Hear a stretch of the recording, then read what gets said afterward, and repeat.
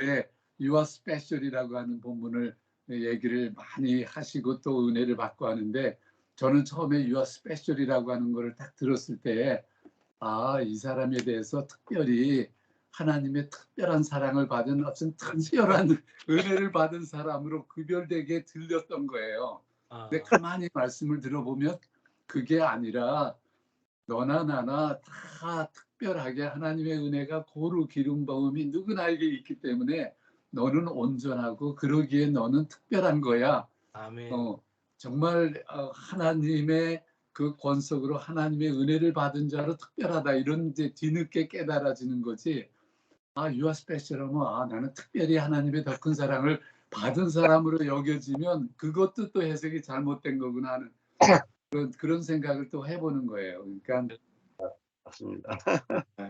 정말 매번 들어야 되는 것 같아요. 아니 근데 이게 교인들이요, 좋을 때는 되게 좋아요 다. 근데 무슨 문제가 생기면 시험 들어가지고 나가잖아요. 그러면은 그 다음부터는 입에서 욕 나오는 거가 너무 쉽고 뒤집는 거는 너무 쉬운 거예요. 그러니까 결국은 우리가 신앙생활을 하지만 다 외식하는 것이 진짜 이렇게 복음과 율법이 구별돼서 정말 성령님이 우리 안에서 일하시고 우리를 이끌어 주시고 주님 의존할 수 있는 거가 될 때는 바로 주님의 깨달음을 알 수 있지만은, 그러지 않고는 그냥 언제 무슨 해픈이 일어날지 아무도 몰라. 그렇죠. 좋을 때는 다 좋고 그 다음에 뭐가 조금 있게 마음에 거슬렸는데 그게 딴 때는 넘어가다가도 그거가 못 넘어가는 때가 있잖아요. 자기 속에 있는 뭐하고 이렇게 딱 매치가 되면은.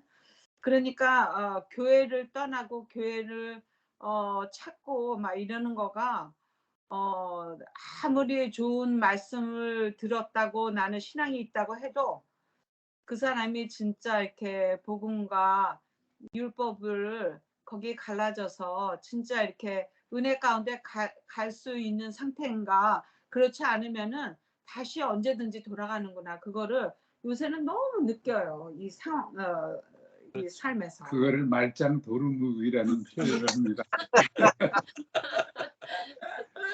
아, 그런 생각이 많이 들어요. 너무 진짜 아까워요. 많은 신앙생활이 긴 신앙생활을 해오고선도요. 그거 못 때문에 이렇게 넘어가는 것이.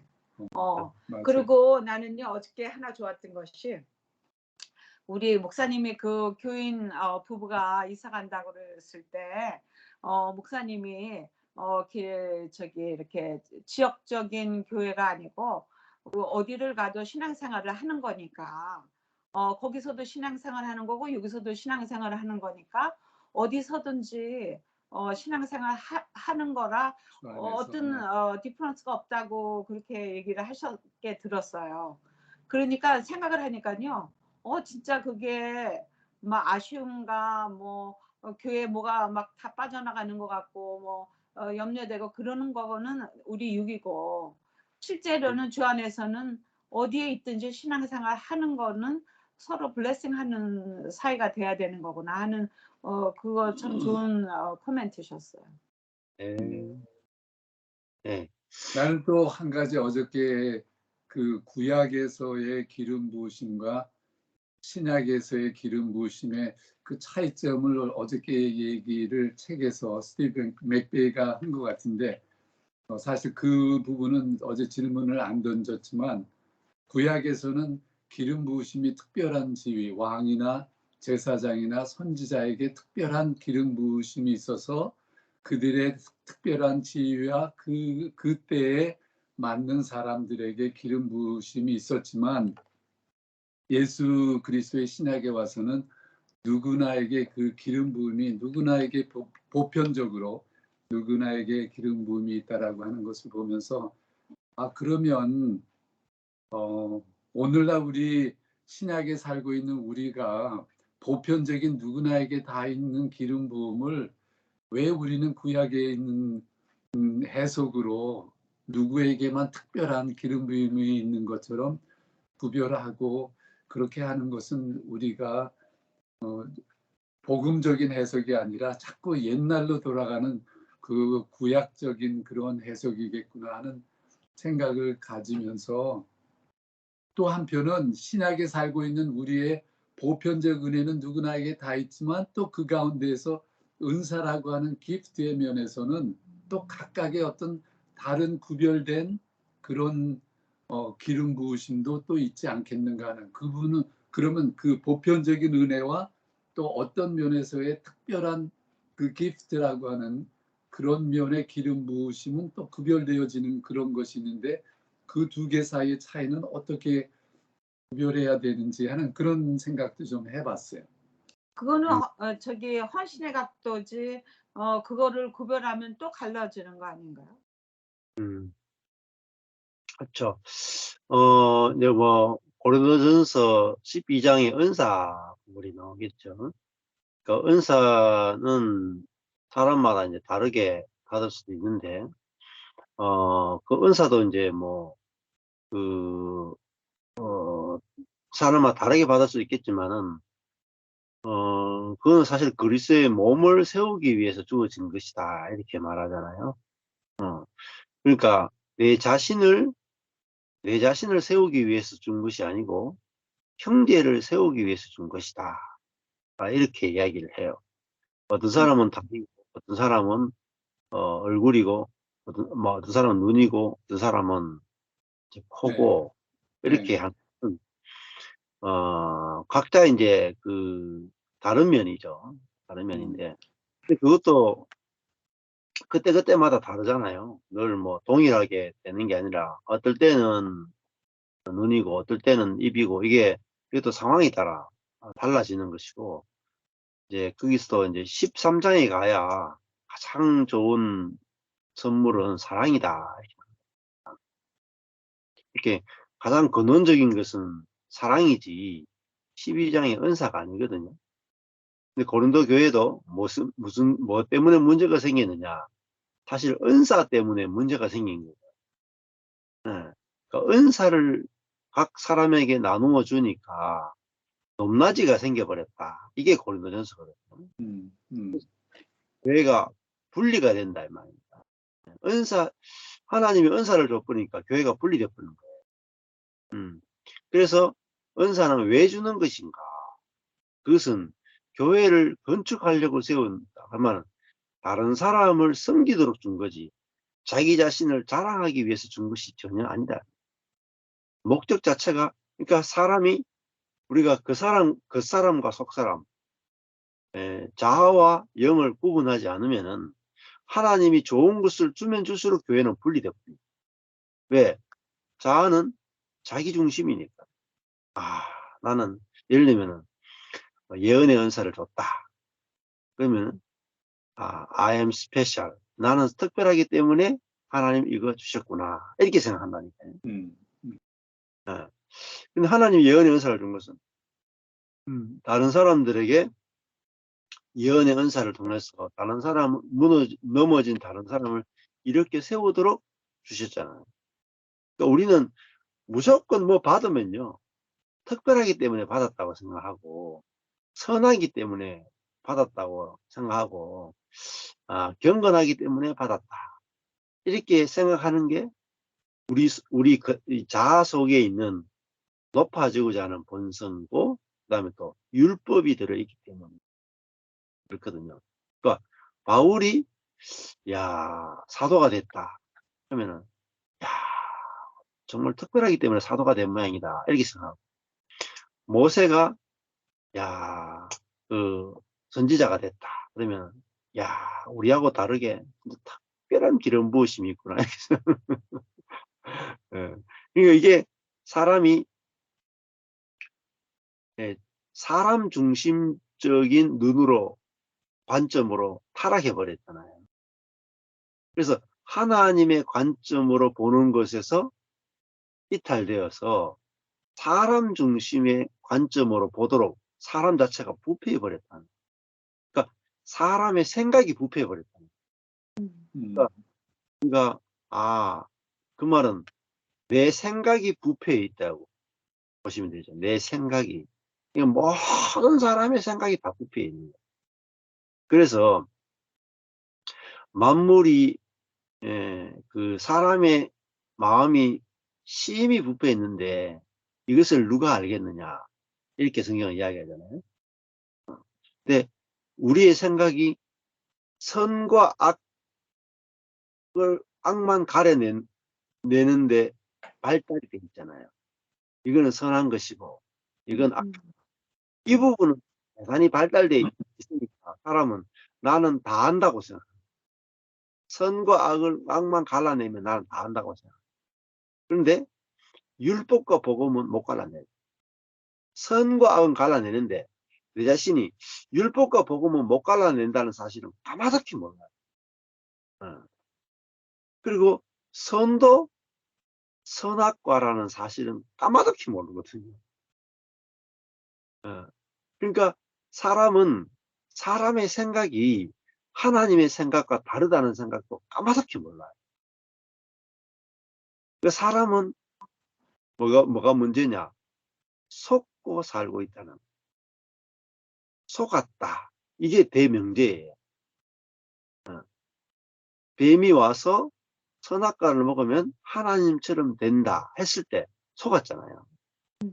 그 짓에 속았잖아요. 그러니까 인간의 근원적인 문제는 그 짓에 속아서 그 짓의 아비인 사단의 종노릇하고 있다. 이 말은 그 짓의 종노릇하고 있다는 거죠. 속아서 살고 있다. 제일 중요한 건 속은 것에서 우리가 벗어나고서 진리를 알아야 한다는 거죠. 그러니까 진리를 알지니 진리가 너희를 자유케 하리라. 그러니까 지금 교회의 문제는 열심이 없는 문제가 아니라는 거예요. 선함이 없는 게 문제가 아니고 썩은 것이 문제예요. 썩은 것입니다. 그러니까 어떤 사람한테 어떤 사람이 뭐 어떤 인생을 볼 때 어떤 사람을 보거나 어떤 인생을 볼 때 당신은 왜 그렇게 악하게 사느냐? 당신은 왜 이렇게 더럽게 사느냐? 당신은 왜 그렇게 사느냐? 이렇게 할 문제가 아니라 당신은 지금 당신 자신에게 속은 것이 문제입니다. 당신은 지금 사단에게 속은 것이 문제입니다. 그래서 진리를 알아야 되는데 진리는 뭐냐? 곧 복음이에요. 기쁜 소식이에요. 근데 복음이라는 단어 자체도 오염되어 있다. 그러니까 사람은 단어를 하나 딱 쓰는 순간에 그 단어 자체가 이미 오염돼. 복음은 그냥 기쁜 소식이지 뭐. 이렇게 생각. 복음은 기쁜 소식이 아니거든요. 네. 사람의 관점에서 기쁜 소식이 아니고 하나님 관점에서 기쁜 소식. 그런데 우리는 복음 그러면 야 예수 믿으면 천당 간다는 소식 아닌가 이렇게 생각해요. 예수 믿으면 구원받는다는 소식 아닌가 그렇게만 생각합니다. 근데 복음이라고 하는 것은 율법과 반대되는 게 복음은 하나님이 일하신다. 이게 복음이에요. 율법은 사람이 일한다. 이거거든요. 그러니까 복음은 하나님이 주어다. 율법은 사람이 주어다라는 거예요. 같은 복음이라는 단어를 써도 내용은 어마무시하게 다르죠. 그래서 믿음이라는 단어를 써도 다르죠. 믿음이라는 것도 어떤 많은 기독교인은 내가 얼마나 신념이 확실하냐, 신념이 크냐 이런 개념이잖아요. 근데 성경적 개념의 믿음은 하나님의 신실함을 의지하느냐. 내가 신실하냐가 아니고 하나님의 신실함을 내가 의지하는 것. 이걸 믿음이라고 합니다. 그러니까 개념 자체가 달라요. 그래서 성경을 아는 게 아니란 말입니다. 사람은 성경 한 번 들으면 탁 알고 성경을 한 10번 읽으면 성경을 탁 안다고 생각하는데 그럴 수가 없거든요. 개념 자체가 이게 감추어져 있으니까 계시가 와야 성경이 그러면 이제 계시가 와 열린다 하면 또 사람은 야, 계시가 열려 특별하네. 어떻게 계시가 사람은 계시가 열렸지? 나는 계시가 안 열렸는데 어떻게 계시가 열렸습니까? 기도를 했습니까? 금식을 했습니까? 성경을 많이 읽었습니까? 저에게도 노하우를 가르쳐 주세요. 그러니까 우리가 뭐 자꾸 해야 된다고 생각. 내가 어떻게 해야 됩니까? 이 적용이잖아요. 내가 어떻게 해야 되겠습니까? 이게 율법이에요. 그러니까 성경을 읽으면서 야, 바울이 다메섹 도상에서 빛을 봤다. 그러면 이렇게 적용하는 거죠. 나는 어떻게 다메섹 도상에서 빛을 볼 수 있는가? 바울이 빛을 보고 싶어서 봤습니다. 보려고 기도했기 때문에 봤는가? 아니잖아요. 자기는 그냥 예수 믿는 사람을 잡아오러 가다 보고 있는데 하나님 쪽에서 찾아오셨죠. 하나님 쪽에 찾아오셨죠. 하나님 쪽에서 어떻게 찾아오도록 하겠습니까? 할 수 없어요. 사람은 내가 어떻게 하는데 달린 게 아니라 찾아오시는 하나님께 내 인생이 달렸구나. 이거를 이야기하고 있는데 우리는 내가 어떻게 빛을 볼 수 있습니까? 라고 적용해 버린다는 거예요. 자기가 다 할 수 있는 것처럼 생각합니다. 사람은 어떻게 할 수가 없어요. 예, 선택도 하나님께 달렸지 우리에게 달리지 않아요. 그래서 야, 이걸 알아야 그래서 야, 내가 뭔가 하나님의 은혜의 세계를 깨닫게 돼요. 복음은 하나님의 은혜를 말하는 거예요. 야, 우리 인생이 우리의 몸부림치는 데 달린 게 아니라 하나님의 손에 달렸구나. 이렇게 이제 알게 돼야 진짜 겸손해지고 하나님 앞에 진짜 피조물로서 하나님을 의존하는 저절로 살게 되는 거죠. 저절로. 그래서 성경 공부는 이제 인간을 주어로 해서 우리가 뭐 해야 됩니까? 라고 하는 것이 끝나고 하나님이 어떻게 하시는 걸 보면서 그냥 알고 아멘하고 안식하기만 하면 되거든요. 근데 이 체계를 복음이라고 하는 체계를 알아듣는데 시간이 오래 걸립니다. 왜냐하면 복음을 이야기하는 것이 너무나 희귀하기. 우리 어릴 때부터 복음만 들어왔으면 그냥 들으면 그냥 다 아는데 어릴 때부터 교회 안에서도 계속 율법만 들어왔기 때문에 이 복음을 들으면 너무 생소하고 너무나 이해가 안 되는 거예요. 근데 뭐 화란이라든지 네덜란드라든지 아니면은 뭐 독일이라든지 유럽의 가운데도 이제 막 이 하나님 중심적인 설교를 하는 데가 있거든요. 하나님을 주어로 해서 설교하는 전통이 있다고 해요. 그런 데서 자란 사람들은 딱 들으면은 금방 이해할 수 있는 거죠. 그래서 같은 교회 안에도 흐름이 굉장히 다르다 하는 것을 보시죠. 네. 그래서 하나님이 이끌어 주셔야지 우리가 이곳에 올 수 있는데 하나님이 하나님 중심적인 복음을 듣게 하는 방법이 이제 잘 나가는 데서 망해야 이쪽으로 그러니까 하나님의 부르심은 항상 망하는 것과 반드시 연관이 있습니다. 아브라함이 갈대아 우르에서 망해서 하나님의 음성을 듣잖아요. 모세가 80살에 망한 자리에서 하나님의 부르심을 받잖아요. 야곱이 형을 만나는 절체절명의 위기에서 야복강에서 환도뼈가 부러지면서 하나님을 보잖아요. 버니엘, 하나님의 얼굴을 봤다. 이렇게 말하잖아요. 그러니까 우리가 망하는 것이 두려운 게 아니고 망하는 것이 이게 선택과 연관이 있다. 부르심과 연관이 있다. 이걸 알 때 우리가 이제 안식을 하게 되고 우리가 육적으로 어려움을 겪는 것이 영적으로는 대단히 큰 축복을 우리가 경험하게 되는 것이다. 또 육적인 축복도 그렇다고 해서 육적인 축복을 다 없애고 그냥 망하는 것만 주느냐? 그렇지 않습니다. 망하는 것도 어느 한 부분이 망하는 거지. 완전히 다 완전히 다 망하면 그만큼 빨리, 그만큼 많이 생명이 흘러나오잖아요. 옥합이 한 번에 다 깨져뿐만 기름이 막 다 쏟아져 버리잖아요. 근데 조금씩 깨지면 조금씩 나와요. 그러니까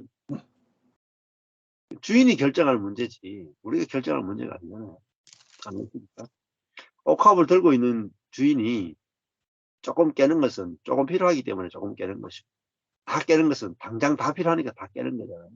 그러니까 그 주인의 스심에 달려 있으니까 우리는 뭐 생명이 나오면은 생명이 나오는 만큼 감사하고, 우리 자아가 나와도 야 이게 자아가 나오는 게 또 필요하니까 바로 겸손케 하시려고 자아가 나오게 하시는구나, 이렇게 생각하면 합력하여 선을 이루거든요. 생명이 나오는 것도 좋은 것이고 자아가 나오는 것도 나를 겸손케 하니까 겸손케 하면서 깨거든요. 그러니까 그것도 너무 빨리 막 다 깨져가지고 막 생명만 다 나와야 되겠다, 이것도 욕심이. 저는 내 중심. 하나님이 조금만 깨트리고 좀 불러주시고 저 했으면 참 좋겠어요. 완전히 망하고 죽은 자리는 너무 싫어. 아니, 언젠가 우리 박세열 목사님 그 복음과 은혜의 차이점의 그 차트를 목사님이 한번 이렇게 보여주셨던 적이 있는데 어떠세요, 목사님? 오늘 이제 저희 노예를 다녀왔어요. 네, 이제 노예 목사님들은 뭐 저보다 더 나이가 다 많으신 분들이 거의 대부분이시고 신학 공부도 더 많이 하셨고 저는 제가 받아낼 수 있다고 생각했거든요. 이제 복음을 들었으니까 그것도 내가 하는 게 아니라는 것을 오늘 깨달았어요. 어떻게 깨달았냐면 그 과정이 있었죠. 너무 막 복음이 뜨거우니까 조금 시도를 해봤잖아요. 이렇게 이거는 이런 것 같다 이런 것 같다 했더니 상당히 부딪힘이 있더라고요.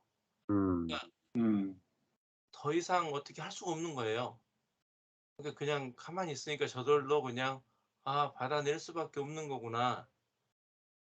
이런 생각이 들더라고요. 그래서 이제 좀 더 있으면 이제 갑자기 소망이 생기는 게 좀 더 있으면 그런 지금 모든 사람들이 다 온전하다는 게 보이겠구나. 이제 그 소망이 좀 생기더라고요. 그러니까 아까 사모님도 계속 말씀하셨지만 율법과 복음이 나눠지지 않고는 어떤 말씀도 다 자기중심적으로 이 본문을 이야기할 때는 자기가 하고 싶은 어떤 이야기를 그 성경에 빗대어서 결국은 하게 되는 거고, 그래서 이 율법과 복음이 은혜가 완전히 나누어져야만 그 나누어지는 그때가 하나님이 이제 완전한 그 온전함을 보게 하시는 그때겠구나라는 이런 생각들을 이제 해봅니다. 그래서 너무나도 확연하게 다른 부분들을 이제 조금씩 경험하는 것 같아요. 네. 나는요, 우리 그 친구가 하나가 되게 생활로는 안정됐지만은 자녀를 통해서 계속 어려움이 있었거든요. 지금까지. 그런데도 그 교회가 율법을 전하는 교회에 얘가 굉장히 헌신하고 있었기 때문에 망하는 것이 주님의 콜링이나 선택이나 이런 것이 올 수 있는 좋은 기회다. 그거는 복음을 들을 때는 그거 말이 돼요. 근데 율법을 선포하는 교회에 있으면은요, 아무리 많은 어려움이 와도 이렇게 넘어가고 저렇게 해석하고 아니면 디프레스 되고 그렇게 해가지고 거기를 넘어가는 거는 알지만은 실제로 내가 그냥 주님이 이렇게 뿐이 안 되니까 그러면 나는 주님만 의지하고 간다. 이거가 너무 어려워요, 목사님. 네, 그렇죠. 그러니까 복음 듣기 전에는 그게 분명히 죽음이었는데 죽음인 걸 몰랐더라고요. 네. 그냥 고난 속에서도 충분한 은혜를 누릴 수 있었던 것 같아요. 구약의 은혜와 같이 고난 중에도 주시는 은혜, 어찌 보면 너무 지쳐가지고도 받는 은혜가 있잖아요. 그러니까 해도 안 되고 이 고난 속에서 어떻게 보면 그냥 인간의 자포자기 속에서도 받는 은혜가 있다는 거죠. 근데 그거는 말 그대로 고난이었던 거고, 십자가는 죽음이다 하는 게 그 복음이 들려진 다음에 제 과거의 저의 인생을 봐도 그렇고 이제 주변의 가정들의 인생을 보면 하나님께서 저 주시는 죽음인데라는 것들이 보여지는 거예요. 그러니까 저희 성도님들과도 이제 요즘 그런 이야기들을 가끔 나누게 되거든요. 복음을 들었기 때문에 이게 죽음이구나라는 것을 알게 되더라고요. 굉장히 어려움을 겪는 가정 한 가정이 이 복음 속에서 평안을 누리고 또 상대의 남편이 온전해 보이고 이런 일들을 경험해요. 뭐 스스로 이제 저희가 이제 이번에 한국 가는 것 때문에 이제 아무래도 이런저런 이야기들이 있지 않겠습니까? 네.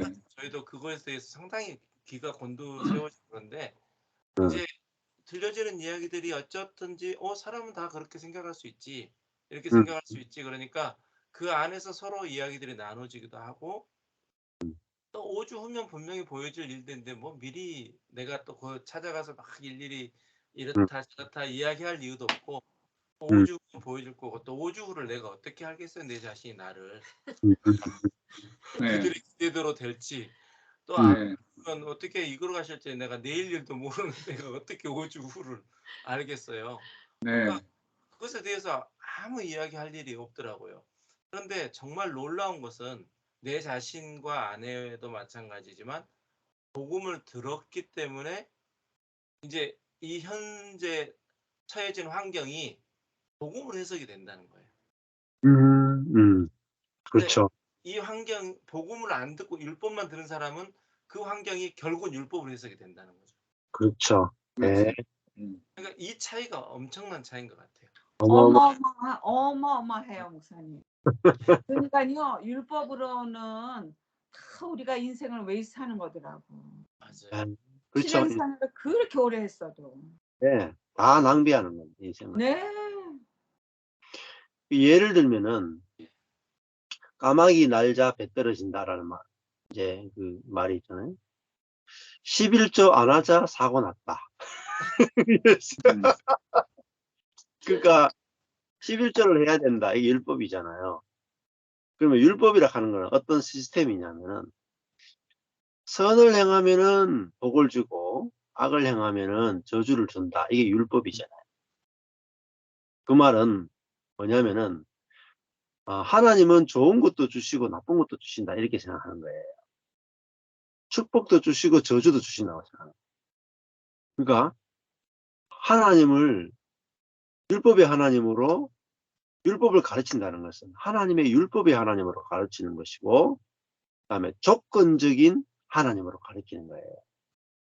즉 다른 말로 하면 사랑의 하나님이 아니고 그냥 우리와 똑같은 인간적인 하나님으로 만들어버려요.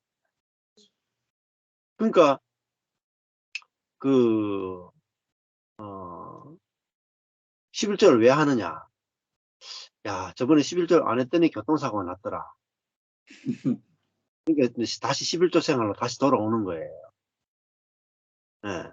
그 11조 하는 이유는 교통사고 안 나기 위해서 하는 거잖아요. 그러니까 이거 하나님이 다 주셨기 때문에 너무 좋아서 감사하러 나오는 게 아니고 11조를 해야 되기 때문에 하고 또 마지 못해서 하고 교통사고 안 나려고 해서 합니다. 그러니까 또 어떤 사람은 다 하나님의 거니까 또 내가 사는 이유는 교회를 건축하기 위해서 살고 또 형제자매들을 사랑해서 형제자매들을 내 것이었고 다 주님의 것이니까 행복해서 11조 하는 거예요. 내가 뭐 축복받기 위해서거나 벌을 받지 않기 위해서 11조 하는 게 아니라 행복해서 하는 거예요. 그 사람이 복음의 사람입니다. 근데 율법의 사람은 벌 안 받기 위해서 또 해야 되기 때문에 하고 또 안 하면요 죄책감 듭니다. 정죄감 듭니다. 뭐 그리스도 예수 안에 있는 자에게는 결코 정죄함이 없다 했는데 어떤 말씀은 지키는데 어떤 말씀은 위배된다. 아까 전에. 그러니까 하나님 말씀을 하는데 여기 조금 저기 조금 완전히 그냥 다 조각조각 내가지고 들어붙지가 않습니다. 막 이게 하나님은 사랑이시다 그래놓고 11조 안 했다고 두들겨 패는 하나님으로 만들어 놓고 그죠? 어떤 분이 계속 이제 이렇게 심판에 대해서 글을 보내오셨어요. 예, 예. 카톡에 글을 보내오시다가 마지막에 뭔가가 좀 걸리셨는지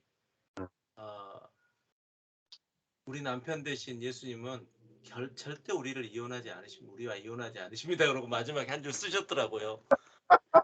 앞에 모든 이야기는 너 이렇게 하지 않으면 심판 가운데 머물 수밖에 없다라는 메시지가 엄청나게 계속 있는 거예요. 그래서 그거까지 이제 왔더라고요. 그래서 그렇게 해석하시나 보다 이렇게 이제 있는데 마지막에 카톡 하더니 이게 우리 남편 예수님은 절대 이혼하지 않으신다는 거예요. 완전히 그 한 메시지 안에 이렇게 보내준 메시지 안에도 완전 다른 이야기를 하고 있잖아요. 네.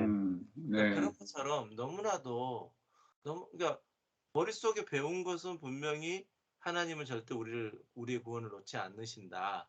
근데 이게 있으니까 그 말을 쓰긴 썼지만 그 앞에 장황한 모든 이야기는 너 그렇게 하면 분명히 하나님 너 가만 안 둘 거야. 가만 안 두면 너랑 이혼하실 거야. 끝낼 거야. 이런 어떤 엄포거든요.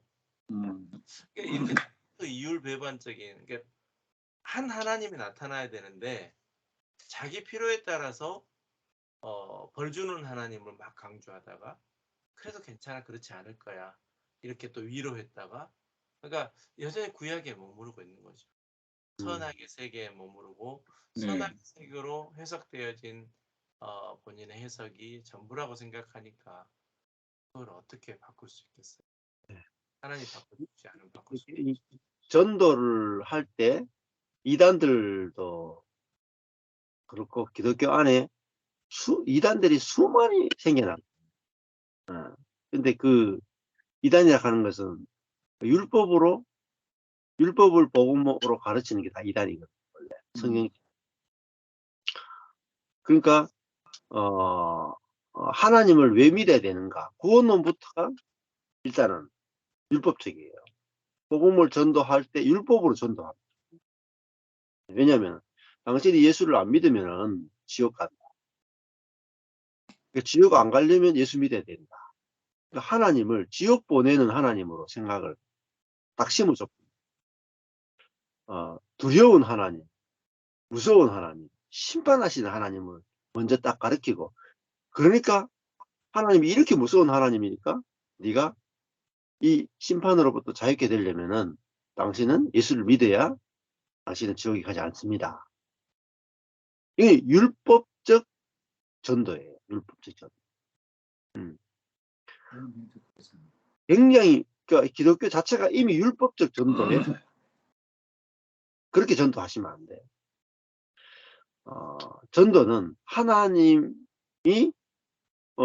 우리는 그 인간이 선악과를 먹고 하나님과 분리되어서 자기의 자원으로 살아가는 상태, 결핍의 상태, 고난에 빠져 있는 상태, 죽어 있는 상태다. 그래서 사람은 늘 문제가 있잖아요. 늘 어려움이 있잖아요. 근데 그 어려움과 고난, 악과 고난으로부터 하나님은 해방시켜 주기 원하신다. 그 악과 이미 인간이 처해 있는 상태가 지옥이에요. 그렇죠. 지금 상태가 지옥이라 가르쳐줘야 하나님은 지금 인간이 처한 죽음의 상태, 악의 상태, 고난의 상태로부터 해방시켜 주시는 그 하나님을 전하는 게 복음이거든요. 그러니까 출발 자체가 우리가 율법의 하나님을 전해서 율법의 하나님을 믿게 하는 게 이게 전도가 아니라 복음의 하나님을 은혜의 하나님을 전해서 은혜의 하나님으로 인해서 참 자유를 누리게 해주는 걸 전도라고 하는 거죠. 이 개념 자체가 잘못되어 있다는 거예요. 그래서 전도도 쉬워요. 어제 이제 청소년들하고 그 김세현 교수님의 구원이란 무엇인가 제일 첫 번째를 좀 나누었거든요. 그러니까 이 인간이 처한 상태를 이야기하면 구원은 무조건 필요하게 되잖아요. 구원이라고 하는 게 뭐냐? 악과 고난으로부터 해방시켜 주는 거예요. 당신은 악과 고난으로부터 해방될 필요가 있습니까? 하면 다 있다 그러죠. 그러니까 이 구원이라는 개념 자체가 김세현 교수님이 주시는 그 개념을 잘 한번 묵상해 보면은 이게 복음적으로 이제 이 구원을 설명한단 말이에요. 그 구원도 율법적으로 설명할 수도 있고 복음적으로 설명할 수도 있고 개념이 정확해요. 그럼 아이들에게도 마찬가지겠죠. 이제 특별히 청소년들이 당하는 고난이 오잖아요. 하나님과 사람이 딱 분리되어서 사람이 독립적인 존재가 됐기 때문에 결핍이 왔고 그 결핍이 고난을 만들어내요. 그러니까 우리는 전부 다 능력의 결핍으로 힘들어하잖아요. 지혜의 결핍으로 힘들어하잖아요. 이게 고난이잖아요. 나는 왜 이렇게 능력이 없는가? 나는 왜 이렇게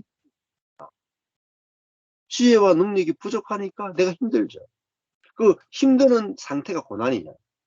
그 힘듦으로부터 하나님은 해방시켜 주겠다는 거죠. 해방자란 말이에요. 왜? 하나님의 지혜와 하나님의 능력이 나하고 연결이 딱 되는 순간에 결핍으로부터 해방되는 거예요. 결핍으로부터 해방되는 게 구원. 아멘. 그러니까 구원은 절대적으로 필요한 거죠, 인간은. 근데 그 구원을 주시는 하나님을 전하는 걸 뭐라 그래요? 그걸 복음 전도라고. 그러면 구원 받았으면 실제적으로 뭐가 있어야 되겠어요? 내가 구원 받았다는 것은 악과 고난으로부터 해방되는 경험이 있어야 돼요. 현실의 고난으로부터 날마다 해방되는 경험, 현실의 악으로부터 날마다 해방되는 경험이 있어야 그게 구원이잖아요. 그게 하나님 나라가 우리 가운데 임한 거잖아요. 근데 그거 없이 죽어서 나는 죽어야만 고난으로부터 해방된다. 이 땅에서는 고난으로부터 해방되지 않는다. 그러면 구원을 포괄적 의미에서의 구원은 경험을 못하는 아주 좁은 의미에서의 구원밖에 경험 못하는 거예요. 제가 저번에도 말씀드린 것처럼 과자 종합 선물 세트가 왔는데 하나님은 우리에게 백화점을 선물로 줬는데 우리는 한 코너밖에 못 즐깁니다. 그러니까 우리는 신발 코너만 선물로 받은 거야. 야, 하나님 나한테 신발을 이렇게 많이 주셨네. 너무너무 감사하다. 그 신발만 뜯어먹고 있는 거예요. 맛이 있겠습니까? 네? 신발이 아무리 좋아도 배고프면은 신발이 감사하게 느껴지겠습니까? 근데 하나님 백화점 전체를 다 주셨는데 우리는 신발 하나 뜯어먹고 있는 거예요. 죽어야만 저 백화점이 다 내 것이 되는구나. 아직까지 죽기 전에는 상속이 안 되는구나. 죽어서 저 백화점을 상속할 것을 그래도 내가 참 소망하며 살자. 이게 기독교인들이야. 백화점 상속은 죽어서 된다고 생각하는 거예요. 그 신발을 머리 잘 쌓고 팔아서 다른 걸 또 사려고. 예, 자기 이유죠. 하나님 구원이라는 개념은 백화점과 같은 거예요. 그 안에 악과 고난으로부터 해방되는 인간이 겪고 있는 모든 문제로부터 해방되는 개념이 구원이거든요. 근데 이 구원의 개념을 죽어서 천당 가는 개념으로만 생각하는 거예요. 그걸 뭐냐 하면 김세현 교수의 표현으로 말하면 구원파식 개념. 구원파가 전하는 구원의 개념을 가지고 있다. 그 표현을 김세인 교수가 자주 쓰는데 우리나라 신학자들은 이해를 못해요. 김세인 교수님하고 논쟁을 붙잖아요. 김세인 교수님의 말 자체를 아예 이해를 못해요. 왜냐하면 김세인 교수님이 말하는 구원과 성화라는 개념하고 보수적인 신학자들이 갖고 있는 구원과 성화의 개념이 달라요. 그러니까 말이 안 통하죠. 김세인 교수님은 헬라어를 쓰고 있고 일반적인 교수님들은 한국어를 쓰고 있는 것과 똑같아요. 같은 구원과 성화의 개념이라고 생각하는 거예요. 아니에요. 이미 루터와 칼빈이 쓰고 있는 어떻게 보면 구원과 성화의 개념 있잖아요. 이 구원의 루터와 칼빈이 쓰는 구원과 성화의 개념도요.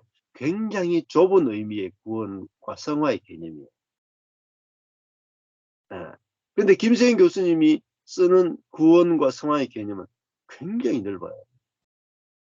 개념이 다르다는 거를 알아채는데 되게 어려워요. 이 개념 하나 알아채는데 평생이 걸려도 못 알아채요. 그래서 제가 놀랬다 했잖아요. 그 세계적인 대학자인 김세인 교수가 책을 썼는데 기껏해가지고 구원이란 무엇인가 얼마나 유치한 제목입니까? 다 아는 구원이란 무엇인가. 읽어보면 구원이 이런 개념이었어? 간다니까.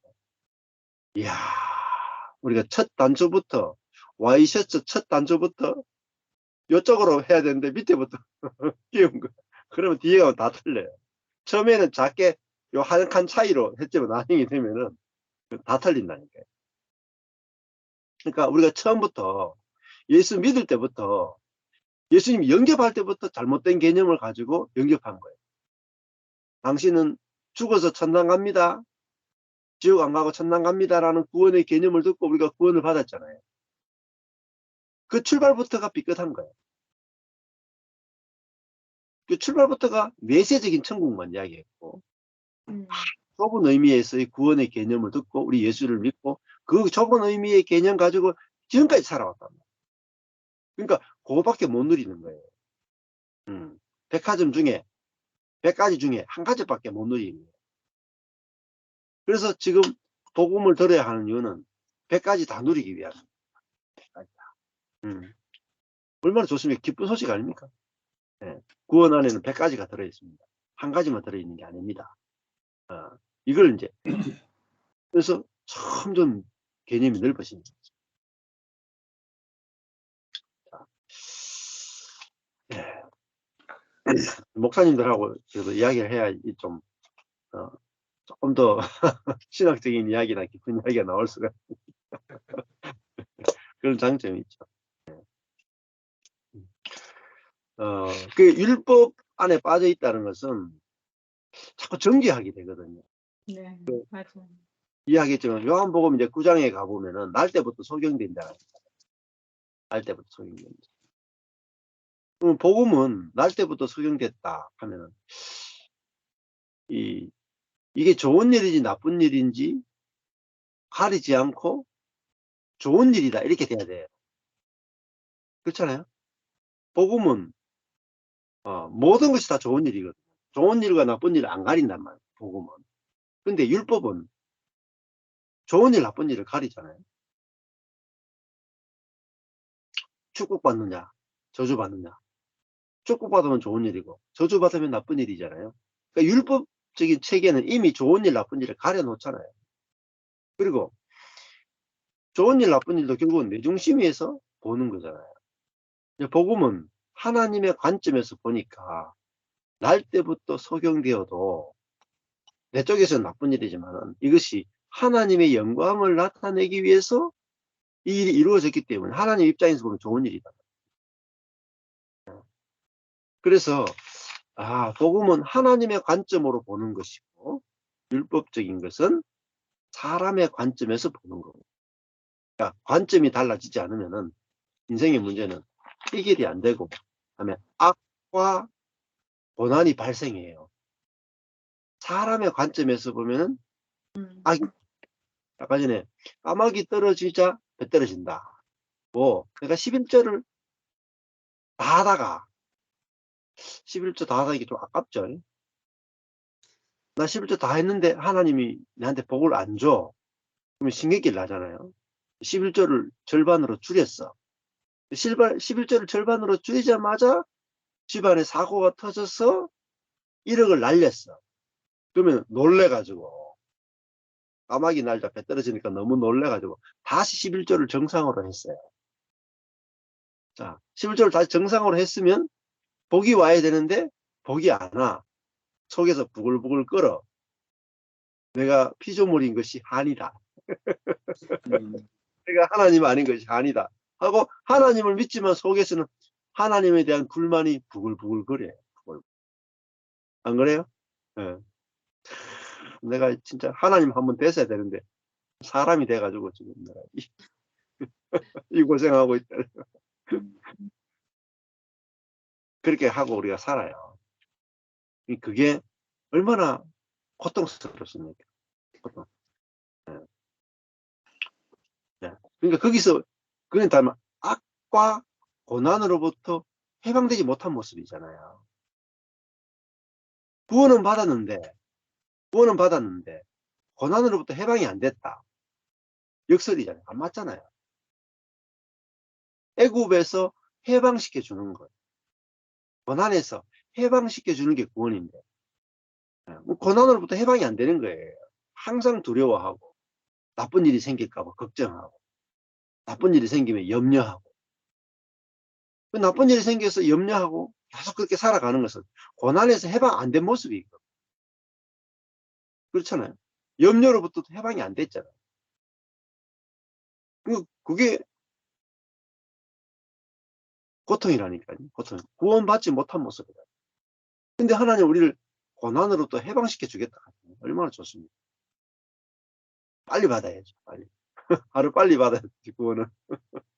네.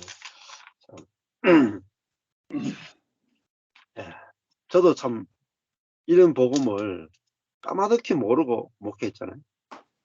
근데 망한 자리에서 알게 됐으니까 망한 것을 축복이고 망한 것을 계속 이야기하는데 이제 듣는 분들은 저 이야기 안 했으면 좋겠다.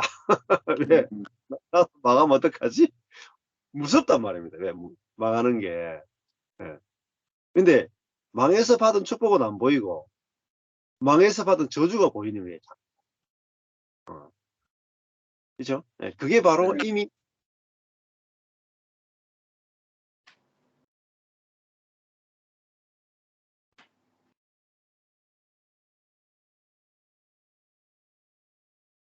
목사님 안 들리죠?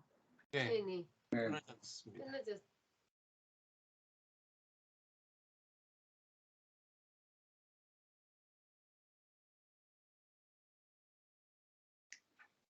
망한 자리에서 축복이 보여야 되는데 망한 자리에서 저주가 보이는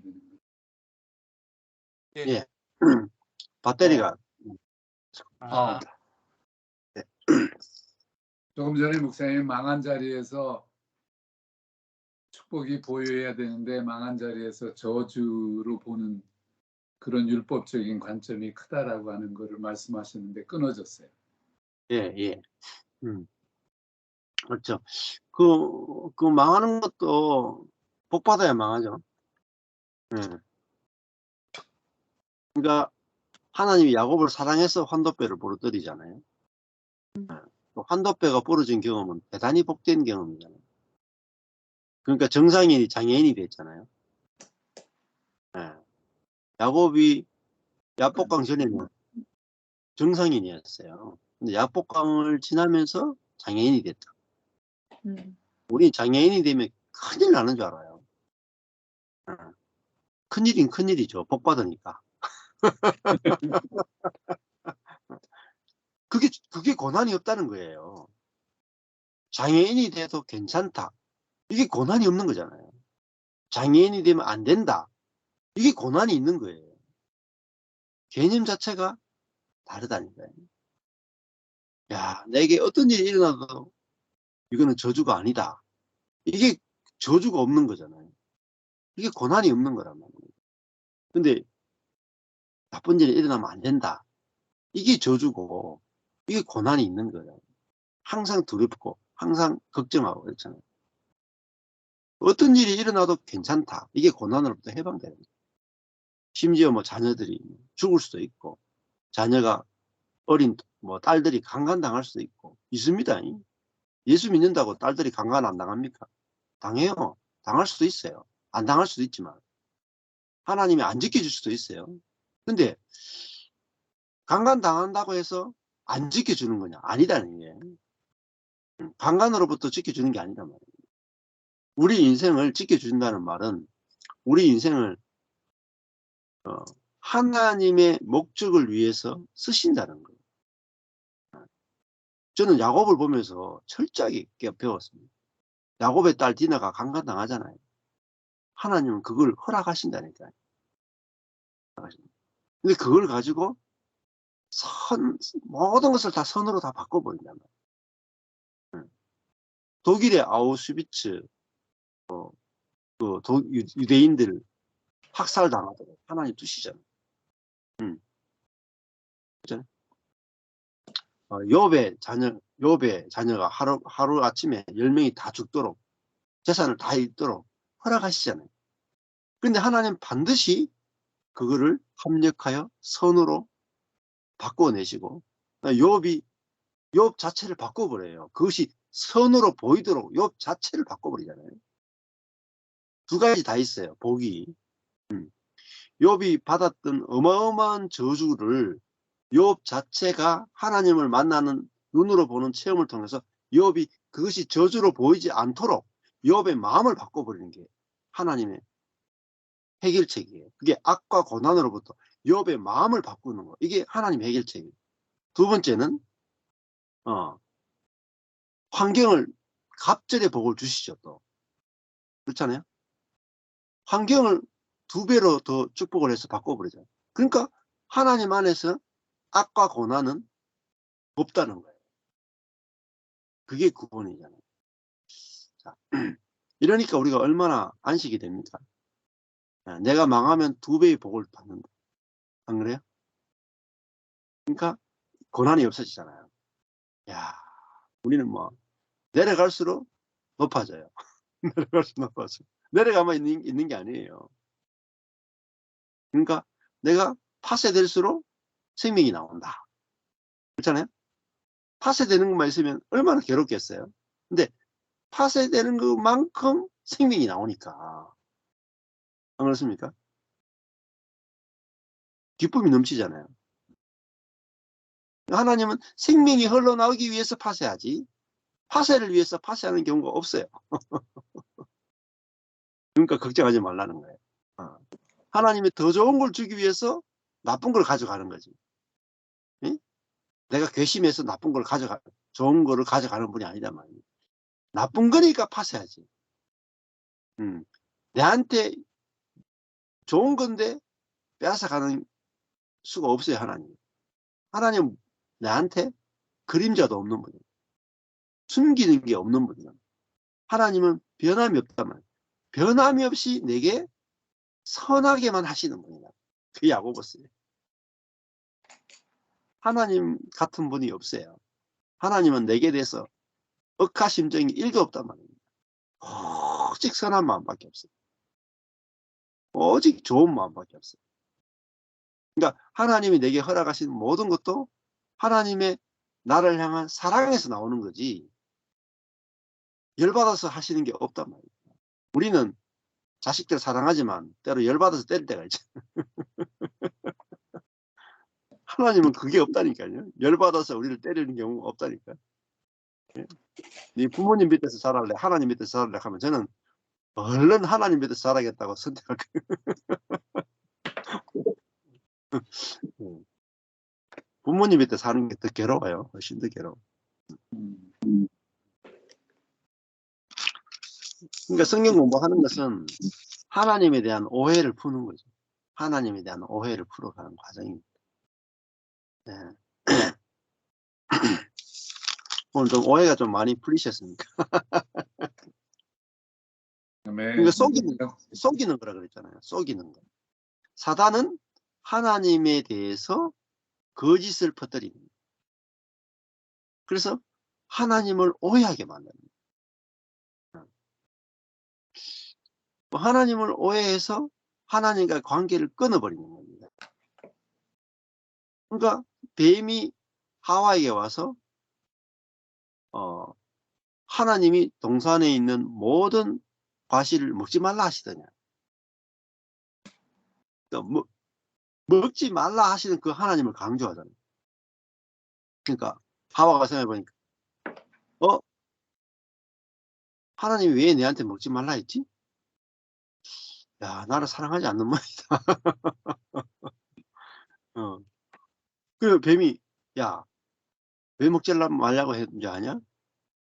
선악과 먹으면 네가 하나님처럼 되니까 하나님이 그거 싫어서 하나님 자기처럼 하나님 되는 거 싫어해서 먹지 말라 그랬다. 하나님을 악한 하나님으로 딱 둔갑시키는 거예요. 그게 사단이 속인 거예요. 우리도 어디에 속느냐?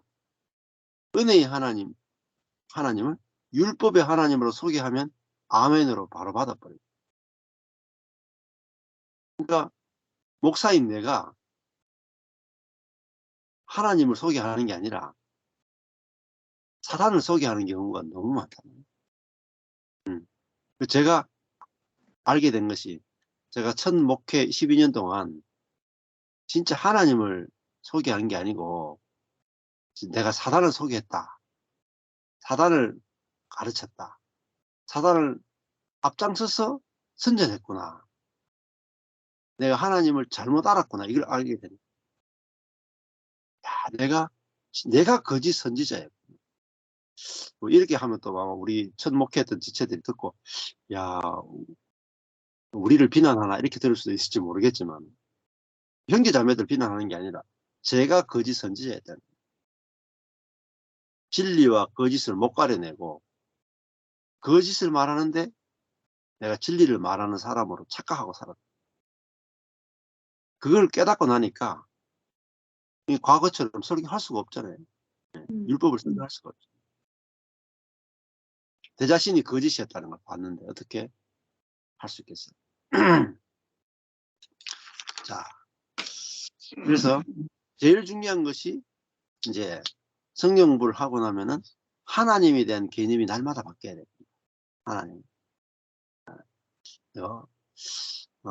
그리고 인간에 대한 개념이 바뀌어야 되고. 근데 제일 중요한 것은 하나님에 대한 개념이 달라져요. 그러니까 펀치넬로가 언덕 아래에 살 때는 어떤 하나님을 알았습니까? 목수 하나님. 목수 하나님인데 톱을 가지고 나무 인형이 오면 톱을 가지고 야, 너 나쁜 말 했지. 네 다리로 나쁜 곳에 갔지. 이리 와. 내가 만들어준 다리 가지고 너 죄 지었지. 다리 막 잘랐거든. 톱을 가지고. 네 손 가지고 네 친구 때렸지. 너 와. 너 손 내가 선을 행하라고 손을 만들어줬는데 그 손 가지고 악을 행했지. 목수 하나님 톱으로 손 잘랐고. 입으로 막 욕을 했어. 목수 하나님 펀치넬로 이리 와.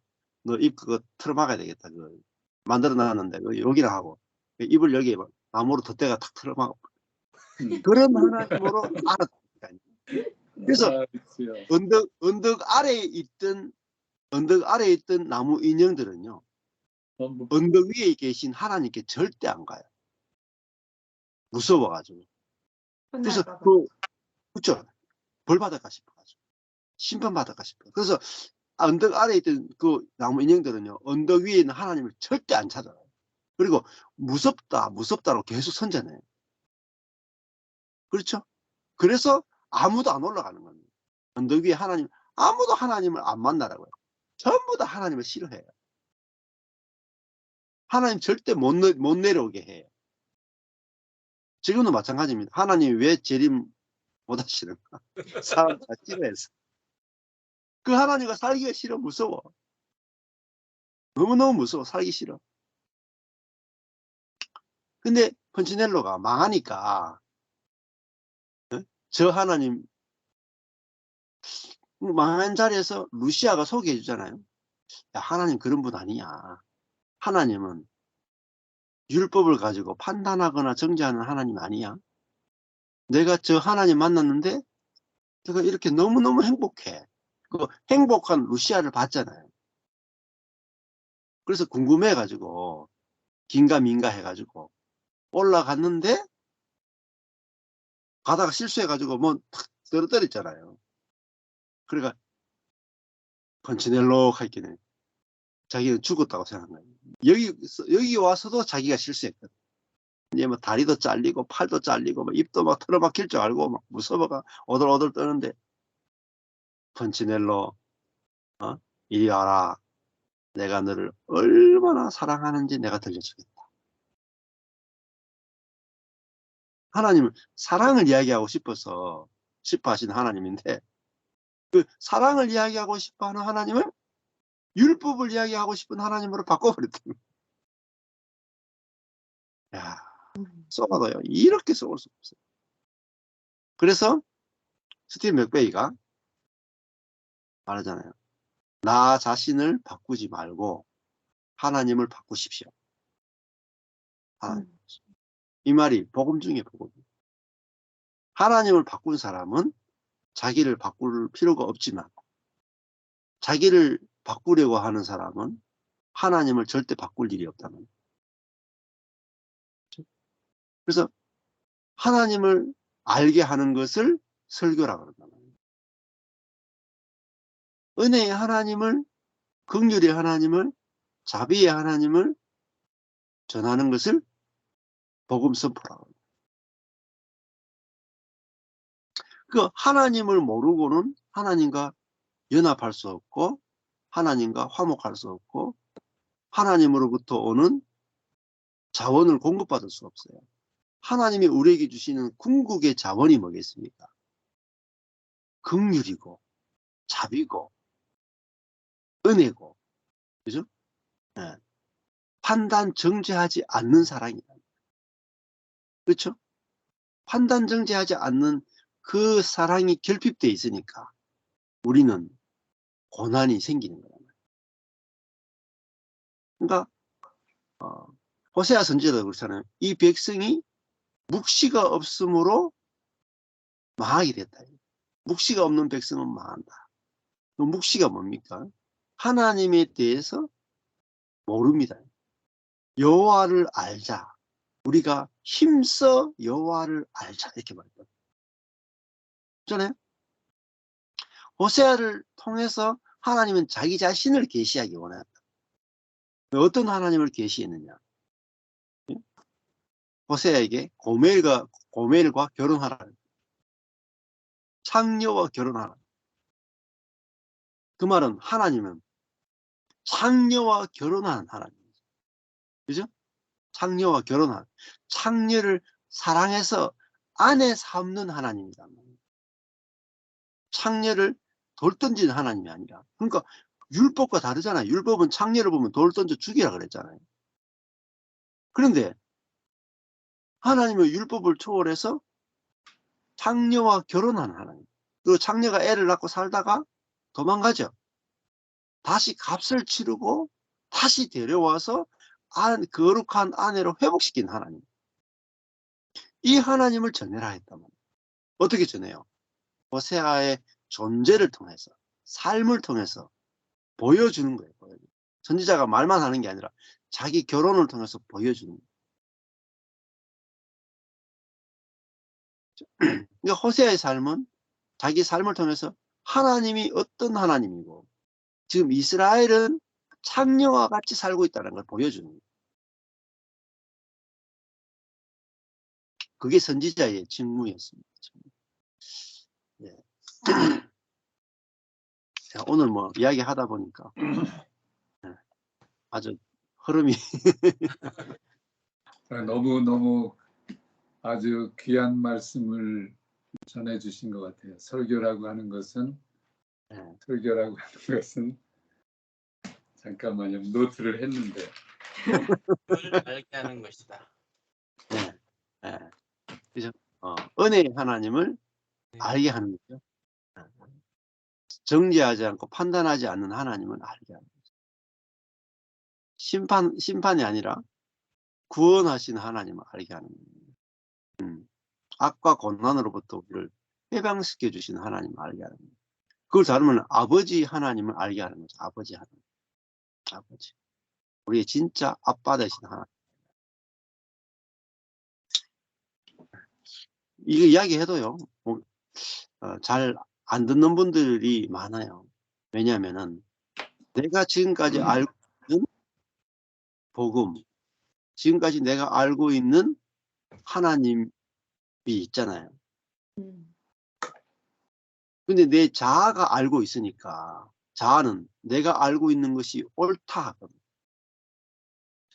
자기가 옳아요. 자기의 지식이 옳아요. 자기의 신학이 옳아요. 그럴 때 안 받아들여요. 못 받아들여요. 자아는 자기가 옳다 하기 때문에 복음을 들어도 내 생각이, 내 신학이 옳기 때문에 못 받아들여요. 그래서 자아가 깨져야만 복음이 들려올 때 아멘으로 받을 수가 있어요. 왜? 복음도요, 내하고 생각이 다르잖아요. 다르니까 자아는 내가 옳다고 하기 때문에 아무리 복음이라도 나하고 생각이 다른 생각이니까 안 받아들이고 못 받아들이고. 그래서 내가 옳다라는 이 자아가 깨져야 복음이 들려올 때 아멘으로 받아들일 수가 있게 되는 거죠. 그래서 파쇄가 필요하다 이렇게 말씀을 드리는 거죠. 우리는 내 생각 안에 갇혀 있다. 그러니까 사실은 내가 나를 지옥 만들고 있는데, 맞아요. 그러니까 내가 나를 지옥으로 만드는 나를 부서뜨려 주는 것은 나의 자아 지옥에서, 자아 감옥에서 해방시켜 주는 거예요. 자아를 깨는 것은 마치 감옥 문을 깨는 것과 똑같아요.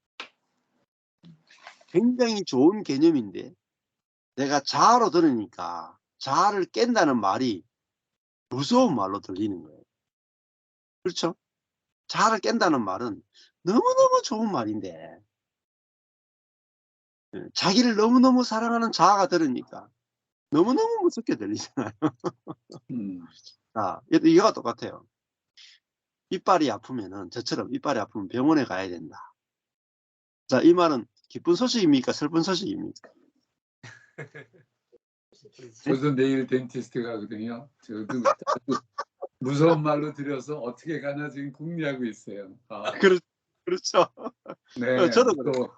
무서워요. 그렇죠. 치과에 간다 하는 것은 사실은 굿뉴스잖아요.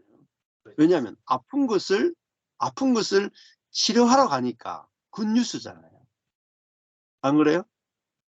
자, 아픈데 치과 가니까 아픈 것이 나으니까 안 아프게 되니까 좋은 거잖아요. 자, 그런데 우리는 자아가 있으니까 아픈데 치과 가면 더 아프게 하잖아요. 일단 치료하려고 하면 더 아파야 되잖아요. 아프죠. 네. 그러니까 무섭죠. 무서워요. 병원은 치료해 주는 것도 있지만 아프게 하는 것이 아프게 하면서 치료하는 것이에요. 병원은 참 이게 역설이라. 그죠? 병원은 낫게 해주겠다 하면서 아프게 하잖아요. 그 병원은 신경질 나는 곳이면서도 절대적으로 필요한 것이 병원이에요. 그래서 하나님은 어떻게 보면 병원과 비슷하다.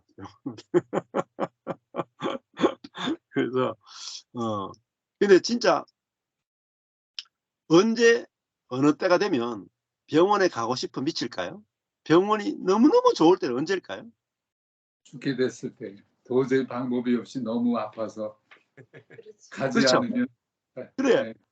이가 너무 아파가지고 막 내가 막 병원이 없어. 이가 너무 아픈데 병원이 없어. 그럴 때 막 병원 막 찾잖아요. 근데 진짜 병원이 있어. 그러니까 할렐루야 하면서 병원을 막 달려간단 말이에요. 응. 그러니까 우리가 급해야 그 치료할 때 아픔이 중요하지 않게 되는 거예요. 그 십자가가 이게 나를 낫게 하려고 수술하는 거구나. 그 수술을 대단히 좋아합니다. 그러니까 제가 어릴 때부터 이런 생각을 했어요. 제가 막 병원을 싫어하고 무서워해가지고 야, 난 내 인생에서 수술 한 번도 안 하고 죽었으면 좋겠다 이런 생각을 한 적이 있어요. 예. 이 주사 맞는 것도 힘드니까 제가 어릴 때부터 주사 공포증 비슷하게 하이 막 내 몸에 막 주사 들어오는 거 너무너무 싫고 아파. 그래가지고 그동안 수술 한 번 안 하고 살았으면 좋겠다 했는데 그 잇몸 수술만 6번 받았어. 하여튼 막 이거만 한 10번 넘게 수술 받은 것 같아요. 근데 그때 제가 안 아플 때 맨정신으로 생각하니까요. 맨정신으로 생각하니까 어떻게 주사를 맞고 마취를 하고 어떻게 그 살을 째고 어떻게 할까? 그러니까 안 아플 때 생각하면요 전부 다 힘들잖아요. 그렇잖아요. 근데 진짜 너무너무 아프면요 빨리 수술해 주세요. 빨리. 그렇죠. 네? 네. 수술을 학수고대 수술을 해 주십시오. 수술이 막 순번이 늘어져 가지고 막 100번째 돈을 쓰서라도 빨리 수술하고 싶어 가지고 1번 수술해 주세요. 이렇게.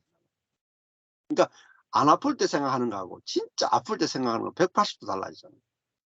그러니까 수술을 어떻게 받을지 걱정할 필요가 없는 것이 지금 안 아프니까 수술 어떻게 받을까 걱정하지. 아프면요 수술 받을까 걱정하는 게 아니라 수술 못 받을까 걱정.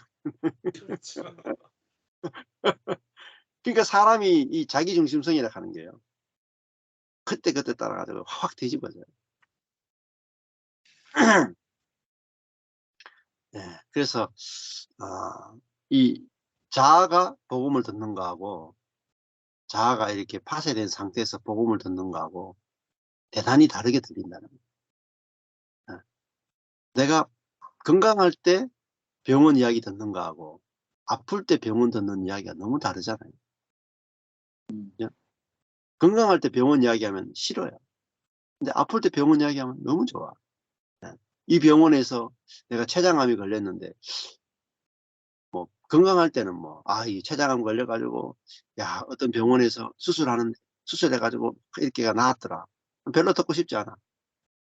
근데 내가 췌장암이 걸리면 어느 병원에서 막 이렇게 막 가슴을 다 째가지고 저희 어머니 수술이 그랬거든요.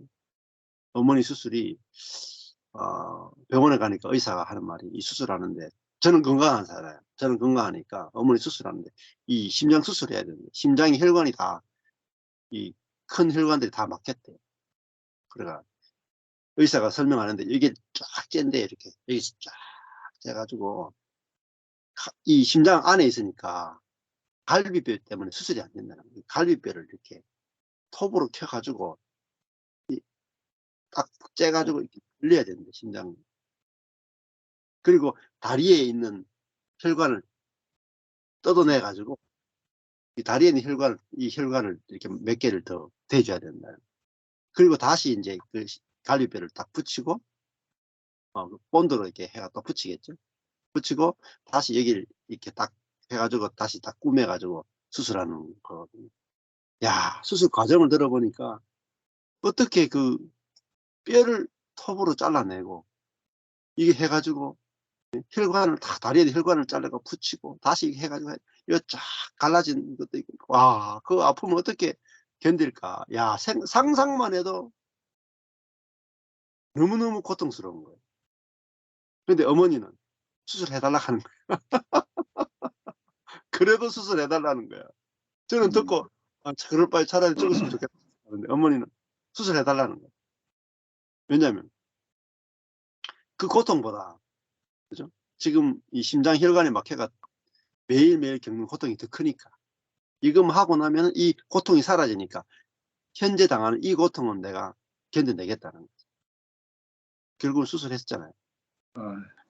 야, 이거 보니까 야, 그런 수술도 살려면 받아야 되겠더라고요. 살려면. 네.